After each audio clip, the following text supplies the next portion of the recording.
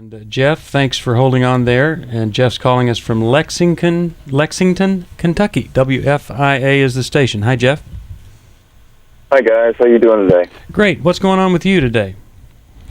Well, I was fired from my job in 2007 for inappropriate activity on the internet, and I've since been in recovery since then. But I have 3 children that don't know about this. And do you work now? Wanted to get your. Pardon me? Do you work now? Yes. Okay. Yes. So you've been president. How old are your kids? I have an 18-year-old daughter, 15-year-old daughter, and an 11-year-old son. Okay. And the reason that you think they need to know this at these ages is what? I don't know. I mean, I really have not felt a strong burden to tell them, but part of that is just my own denial and saying I don't want to tell them, but I don't know. I mean, there may come a point in their lives when they need to know, and they will find out, but I just wanted to get some outside input into this. Well, if it was me, I wouldn't tell them. I would tell them later when they're more adult-like and able to handle it. I wouldn't even tell the 18-year-old till she's, 22 or so, or married and established. And you just don't know what the reaction could be. And, kids, if they need an excuse to do something, they'll use anything. And they might use that as an excuse to do something. It might draw you closer to them. You never know. It could be a really positive thing. But I think it's too risky myself. Well, I think how I would approach it, Jeff, is I don't think you have to go and confess to your kids, I have a sexual addiction or however you label it.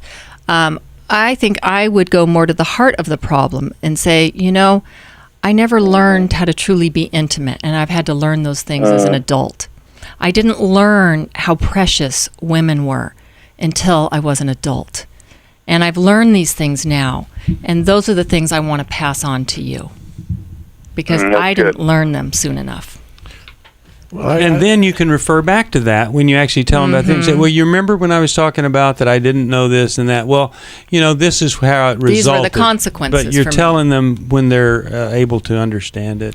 Well, I have a little different opinion on that. In that, but similar in some way. I think with your 11-year-old son, you can get every man's battle. Yes, every young man's battle. Every young man's battle. And go through that with him and then talk about how that created problems for you because nobody ever talked to you about it, and you don't do a full confession, but you talk about how it's impacted you. And then with your daughters, I think the thing you talk about is what guys are like. Yes, and good. You need to be aware that one of the things that guys tend to do is they think pornography is okay. They, and it's really an offense in terms of the woman and how they objectify the woman, how they don't know how to be intimate. Right. And so you've got to really be careful. And then later, you may add more to it. But our tendency is we tell too much. Well, and when we make it like it's this big thing that we have to share, instead of we're going to impart little truths along the way, and our story will come out in little bits. Yeah, and Boy, yeah. What's your wife as think it's about appropriate. What is your wife thinking about this? Things come up. My wife is in favor of not telling the children until we feel like it's more of a burden on. We feel more led by the Lord to do it. We don't feel that. She doesn't feel that way now. I probably feel. Then you better listen to her.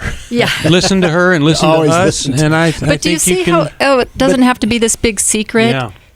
But you can talk about it in general. And in context, as issues come up differently with your daughters and with your son, and as a preparation, as a training, and then later on you fill out the story. But now. Treating your daughters how to be treated by men. Yeah. You like that? I love that. Okay. That's how you use it for God's good.